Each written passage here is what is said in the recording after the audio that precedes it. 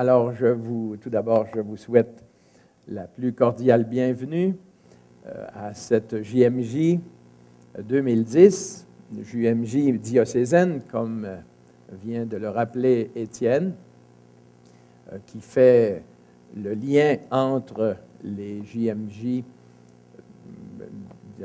aux 3 ans qui sont convoqués par le Saint-Père et puis qui permettent à des milliers et puis à des millions même de jeunes de se rencontrer, de fraterniser, de partager leur foi. Alors, je suis très heureux de vous saluer, de vous remercier d'être présents. Et je sais qu'il y a beaucoup d'autres jeunes qui s'intéressent au JMJ et qui se préparent pour celle de 2011 à Madrid. Et nous en verrons quelques autres dans le courant de l'après-midi, ceux qui se joindront pour la messe. Alors, dès le départ, eh bien, je vous souhaite la plus cordiale bienvenue. Vous venez sans doute de plusieurs coins du diocèse et vous portez tous non seulement vos intentions personnelles, mais aussi celles de vos familles, de vos amis. Et ensemble, eh bien, nous allons fraterniser, nous allons prier, certainement, nous allons témoigner de notre foi, et puis nous allons prendre comme une pilule d'espérance. Et certainement que par les temps qui courent, cette rencontre fraternelle, eh bien, nous fera du bien à tout le monde. J'entendais cette semaine que sur la place Saint-Pierre, il y avait 75 000 jeunes qui se sont rassemblés. Ça n'a pas fait autant les médias que d'autres affaires, mais 75 000 jeunes qui se sont rassemblés sur la place Saint-Pierre et qui ont rencontré le pape et qui lui ont exprimé leur solidarité. C'était très beau de constater cela. Alors, comme vous le savez, je viens de le rappeler, les JMJ, c'est pas seulement un party, c'est aussi un party. C'est un happening très heureux et nous sommes heureux d'y revenir régulièrement. Peut-être que certains d'entre vous ont connu Denver. Moi, c'est celle dont je me souviens le plus, pas le plus, mais la première. Mon premier vrai contact avec les JMJ, ça a été à travers Denver. Puis ensuite, Paris, où je n'ai pas pu aller, mais j'étais à Rome en l'an 2000. Et puis, évidemment, Toronto, bien, c'est celle qui nous a touchés de plus près. Je saluais tout à l'heure un jeune couple qui s'est connu à Toronto et puis qui se sont mariés ensuite. Et même, je connais mon directeur des communications que je vous invite à saluer, Jasmin, parce que lui aussi a connu sa femme à Toronto, une Polonaise qui vient de donner naissance à une petite fille le 25 au soir. Donc, ça fait 2 jours. Félicitations, Jasmin.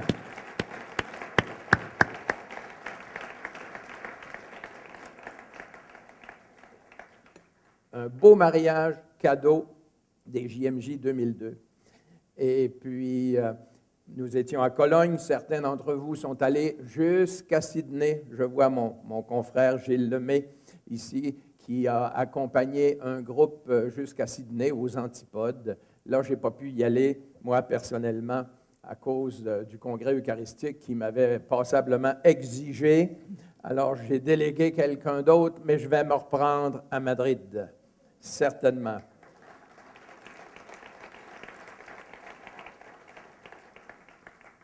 Alors, chers jeunes, chers amis aussi qui accompagnaient, eh bien, je vous souhaite une magnifique journée. Et puis, vous savez que c'est le 25e. c'est le 25e anniversaire des JMJ. Ça a commencé en 1985. Donc, nous sommes dans des noces d'argent. C'est vraiment une fête. Et félicitations pour cette initiative du pape Jean-Paul II qui a été une bénédiction incroyable, je dirais, pour toute la planète, spécialement pour les jeunes. Et puis, ce témoignage des jeunes étonne le monde entier.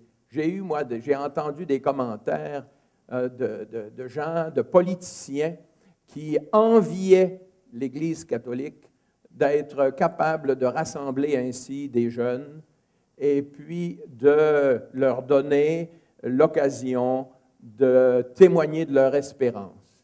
Alors, je suis très heureux, très fier que le pape Jean-Paul II, fidèle à l'Esprit Saint, eh bien, se soit laissé inspirer à ce point, et aussi tous les jeunes qui ont saisi au vol l'invitation et qui répondent depuis 25 ans. Évidemment, il y en a parmi vous qui n'étaient même pas au monde quand ça a commencé, mais vous avez pris le train quelque part, et puis vous allez continuer à vous intéresser à cette belle initiative jeunesse. J'en profite pour saluer l'équipe de Julien Guillot et Jean Bernard qui ont préparé cette rencontre. Comme vous le savez, lors de ces journées-là, un message est préparé par le pape pour nourrir notre méditation. Alors, je n'inventerai pas la catéchèse. La catéchèse, elle a été préparée, et puis je vais un peu la commenter pour vous aider à l'assimiler. Et puis ensuite, vous me poserez quelques questions, comme bon vous semblera. On vient tout juste de rappeler le thème.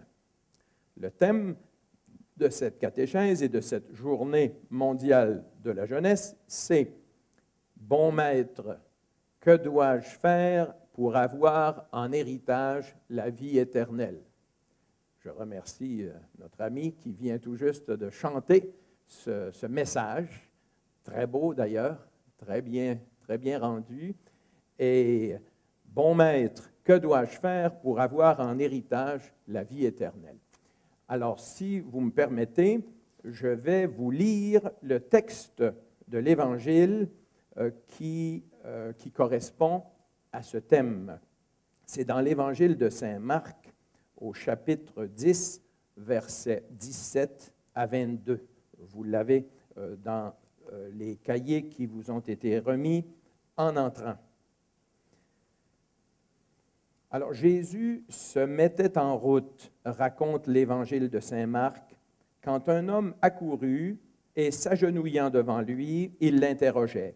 « Bon maître, que dois-je faire pour avoir en héritage la vie éternelle? » Jésus lui dit, « Pourquoi m'appelles-tu bon? Nul n'est bon que Dieu seul.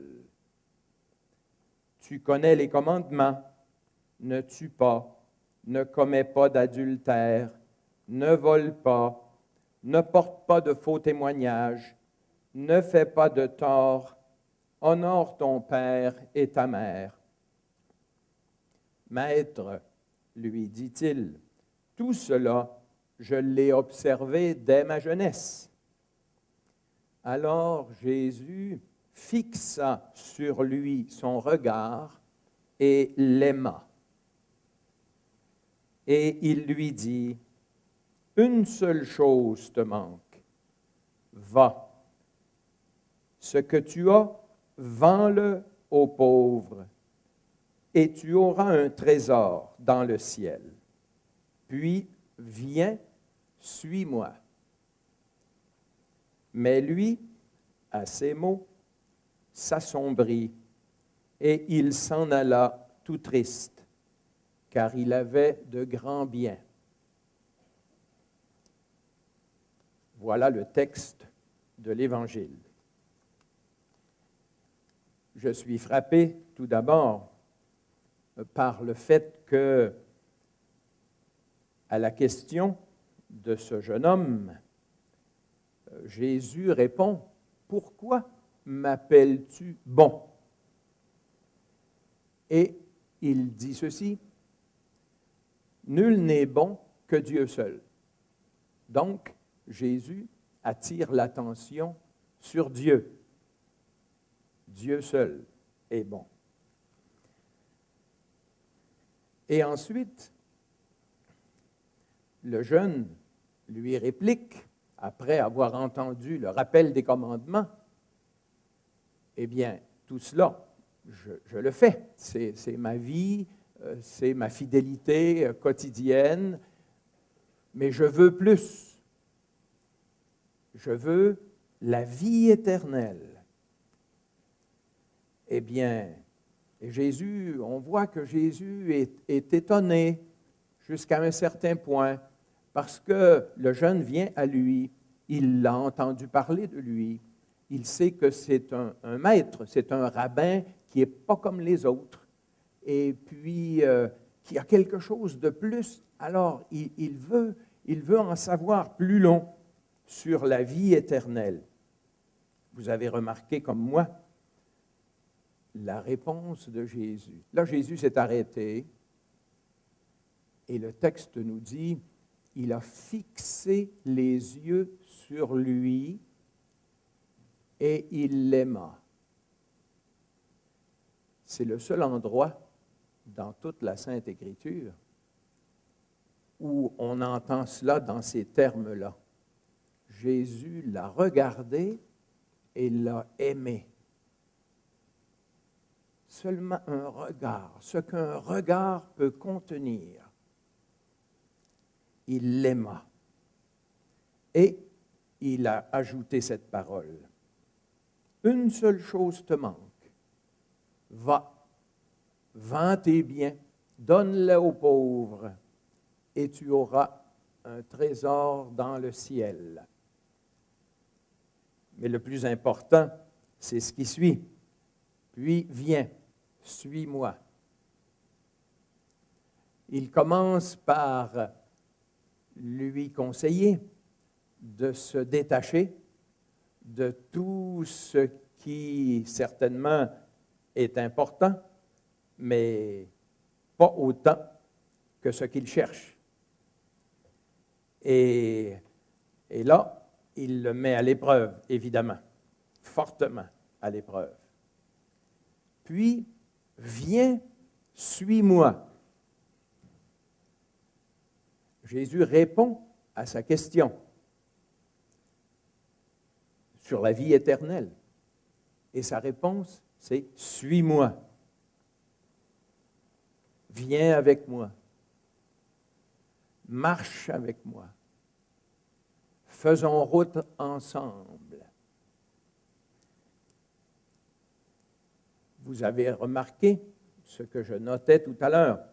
La première chose que Jésus a dite, ça a été Dieu seul est bon.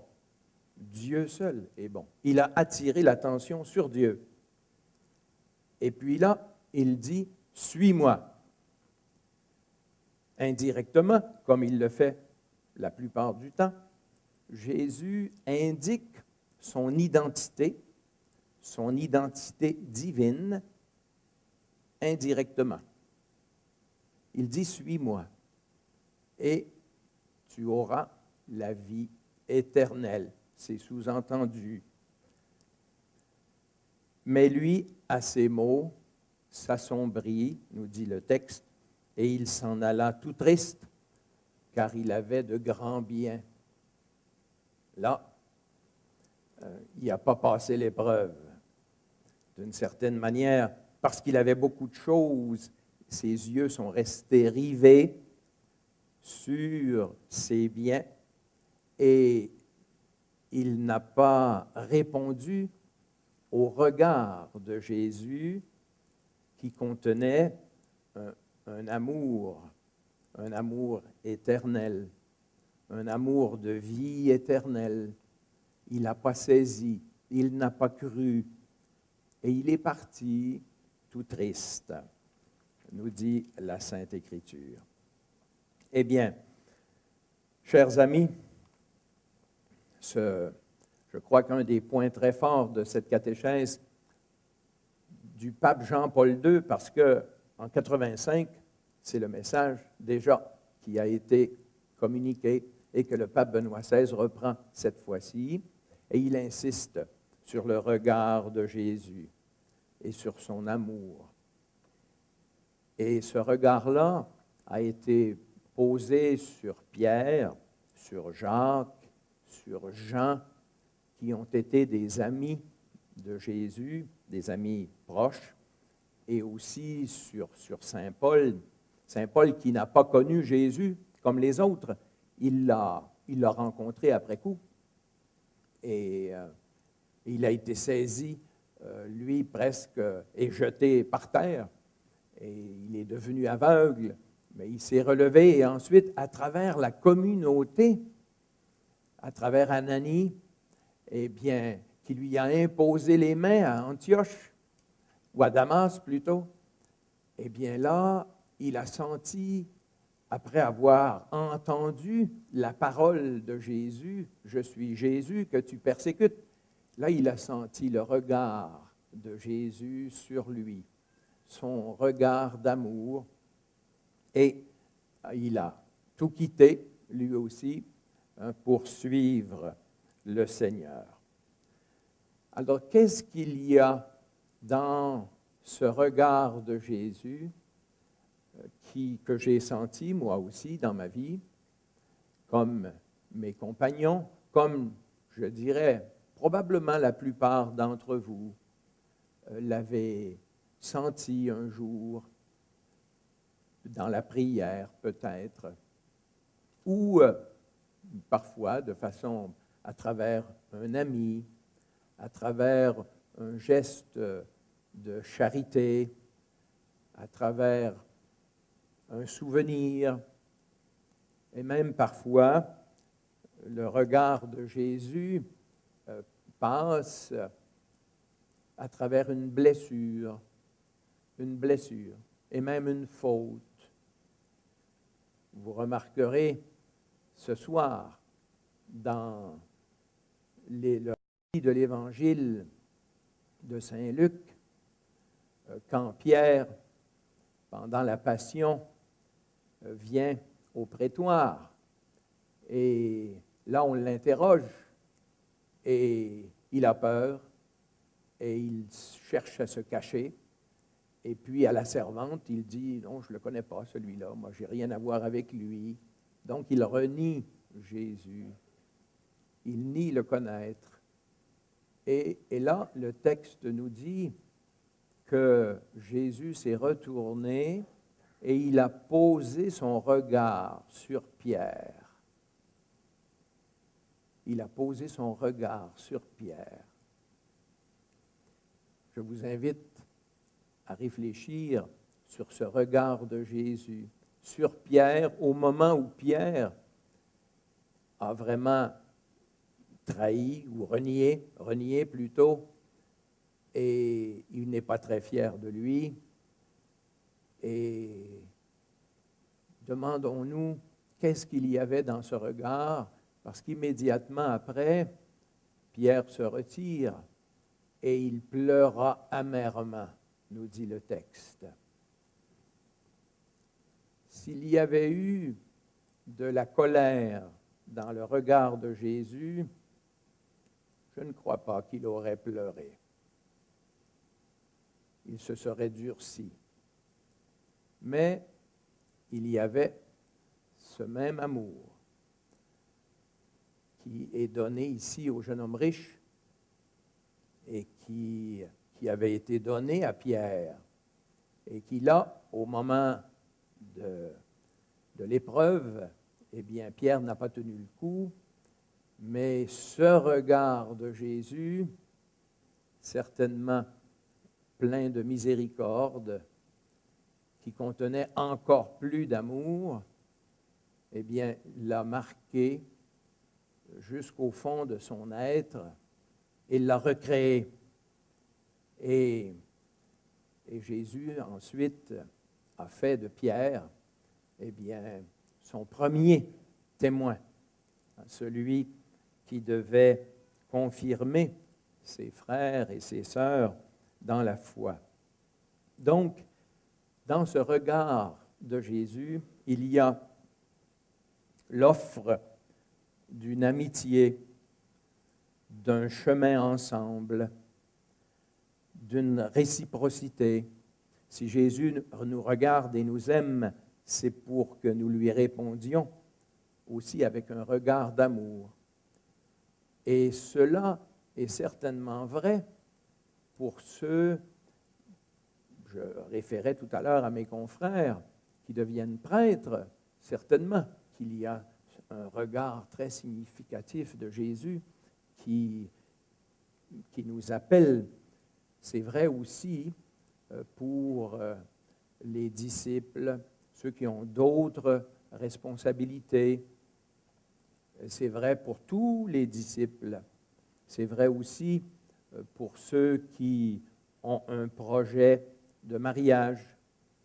Jésus est celui qui aime chacun et chacune personnellement et qui veut donner à chacun et chacune dans son projet de vie, dans le discernement de son appel, qui veut lui donner le chemin pour trouver la volonté du Père sur nous et pour trouver surtout la force et la grâce de l'accomplir, que ce soit dans une vocation religieuse ou sacerdotale, ou que ce soit dans la vocation au mariage, ou que ce soit dans un choix de vie célibataire pour un dévouement à la société.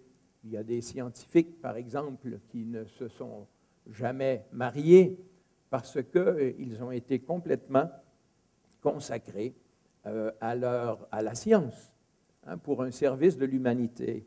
Eh bien, dans le dessein de Dieu, il y a de la place pour la plus grande variété de vocations et pour chacune, Jésus offre son regard d'amour, son amitié. Vraiment, il offre de cheminer avec nous et il nous appelle à cheminer avec lui. Viens, suis-moi. Ça veut dire compte sur moi. Et ça veut dire, eh bien, marchons ensemble. Je voudrais attirer encore votre attention sur un deuxième grand point, tourner vers la vie éternelle. C'est à la page 7 dans la catéchèse. Tourner vers la vie éternelle. Que dois-je faire pour avoir en héritage la vie éternelle? Parfois, je me demande, aujourd'hui, au rythme où on vit, avec les informations qui passent vite, puis toutes ces compétitions, puis ces performances et qui nous fascinent. On vient de vivre les pas les JMJ, les Olympiques. Et puis, je me demande, les jeunes d'aujourd'hui, la vie éternelle, est-ce que ça leur dit quelque chose? C'est-tu un mot qui a du sens? La vie éternelle. C'est une question que je vous pose, que peut-être tout à l'heure vous allez me renvoyer, mais moi je me pose cette question-là. Et si je retourne à ma propre expérience, peut-être que ça ne se présentait pas avec ces mots-là, mais il y avait dans mon cœur de jeune de 17-18 ans comme un désir de bonheur, certainement, un désir d'être heureux, un désir de savoir, c'est quoi la réalité? Hein? Dieu, est-ce que Dieu existe, oui ou non? Parce que ça fait toute une différence. Et et le sens de la vie. Je me posais des questions sur le sens de la vie et je me disais, je n'ai qu'une vie, que je sache, à ce moment-là, un bon catholique, la réincarnation, c'était loin. Hein? J'ai une seule vie, alors je ne voudrais pas la manquer. Il faut vraiment que je donne ma vie à quelque chose d'essentiel. Et puis, et dans mon discernement personnel, évidemment, on a rappelé tout à l'heure un événement un peu dramatique, hein, qui m'a arrêté, effectivement, parce que sportif comme j'étais emporté par aussi bien des passions puis des intérêts. Alors, et là, la réflexion, et puis forcée, un peu plus de prière et la méditation m'ont permis d'écouter Dieu qui parle par les événements, même parfois dramatiques, qui parle aussi par les compagnons, par un prêtre, dans mon cas, qui m'a vraiment bien conseillé. Et puis, peu à peu, j'ai fait ce discernement de consacrer ma vie à aider d'autres jeunes à découvrir le sens de la vie et le sens religieux de la vie. Hein, à vivre ma vie à partir de Dieu ou en fonction de Dieu ou à la recherche de Dieu. Ça correspond un peu à cette question de la vie éternelle. Mais parfois, l'enfant Jésus qui m'a influencé à cette époque, et puis elle est morte, elle a 24 ans, au Carmel, mais c'était une âme de feu. Elle voulait tout de suite. La vie éternelle, on se dit, oh, ma foi, c'est loin ça. C'est loin la vie éternelle. Quand on a 20 ans ou 25 ans, on dit, j'ai du temps devant moi. Thérèse, c'était, je veux tout de suite. Moi, je suis un peu comme ça. Je veux tout de suite. Et puis, plus j'ai réfléchi dans ma vie, plus j'ai découvert que la foi chrétienne, ça vous donne tout de suite. Ça vous donne tout de suite. Le jeune homme, il dit à Jésus, « Que dois-je faire pour avoir la vie éternelle? » Jésus lui répond, « Dépouille-toi, puis viens, suis-moi. » Voilà, suis-moi. Sois avec moi, et tu auras la vie. Ailleurs, il va dire, « Je suis le chemin, la vérité et la vie. » Je suis la vie. Que cet homme, vous savez, dans l'histoire humaine, là, il n'y a personne d'autre qui a osé dire ce que Jésus a dit. Ce n'est pas pour rien qu'il a fini sur une croix, d'une certaine manière. Il a dit « Je suis ». Bien, je suis, ça c'est le nom de Dieu dans l'Ancien Testament. C'est « Qui es-tu » demande Moïse. Alors tu diras au peuple « Je suis ». Ça veut dire « Je suis celui qui est ». C'est le nom de Dieu. Jésus reprend à propos de lui-même cette expression. Donc, il indique son identité divine. C'est pourquoi je vous dis, celui qui croit en lui, dans cette vie présente, fait déjà l'expérience d'être un avec Dieu, dans l'amour, dans l'amitié. Et c'est ce que j'appelle parfois, en empruntant le mot d'un sage, d'avoir le tout dans un fragment, un petit fragment de vie. On vit une vie bien ordinaire, au quotidien, mais dans cette petite vie ordinaire, parce qu'on est unis à Jésus, on a comme le tout. Parce qu'il est Dieu et il est humain, il est proche. On le sent parfois dans la prière, quand son regard posé sur nous est bien nous atteint et que nous y répondons. Alors, je vois qu'on vient de me faire signe, comme le temps passe vite, n'est-ce pas? Et c'est pourquoi, avant de terminer ce point, je vais attirer votre attention sur un dernier point et je vais conclure avec ça. Pour atteindre la vie éternelle et être avec Jésus, on nous rappelle la voie des commandements ici, qui sont des chemins de l'amour véritable avec lui. Et à la toute fin, le pape Benoît XVI termine en disant aux jeunes, « Nous avons besoin de vous. Vous avez des gros défis à relever dans le monde actuel. Vous avez des obstacles à franchir. Les conditions ne sont pas faciles. Ce n'est pas toujours facile de passer du monde étudiant au monde du travail. Il y a du chômage, il y a des crises financières, il y a des problèmes économiques. Vous avez des gros défis à relever. » Et à la fin, il énumère ces défis qui nous intéressent, nous les jeunes.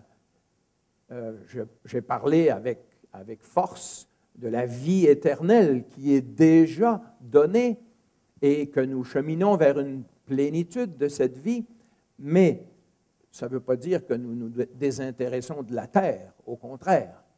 Nous y sommes très impliqués et je vous rappelle ce que le pape dit ici en tirant de son encyclique, la dernière qu'il a faite sur la charité dans la vérité.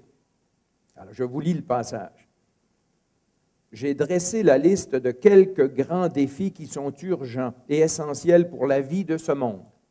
L'utilisation des ressources de la terre et le respect de l'écologie, la juste répartition des biens et le contrôle des mécanismes financiers, la solidarité avec les pays pauvres dans le cadre de la famille humaine, la lutte contre la faim dans le monde, la promotion de la dignité du travail humain, le service en faveur de la culture de la vie, la construction de la paix entre les peuples, le dialogue interreligieux, le bon usage des moyens de communication sociale. » Ça, c'est une liste de défis qui est rappelée à vous, les jeunes, qui aurez à les affronter plus longtemps que moi, mais je suis convaincu qu'avec la foi en Jésus et en marchant avec lui,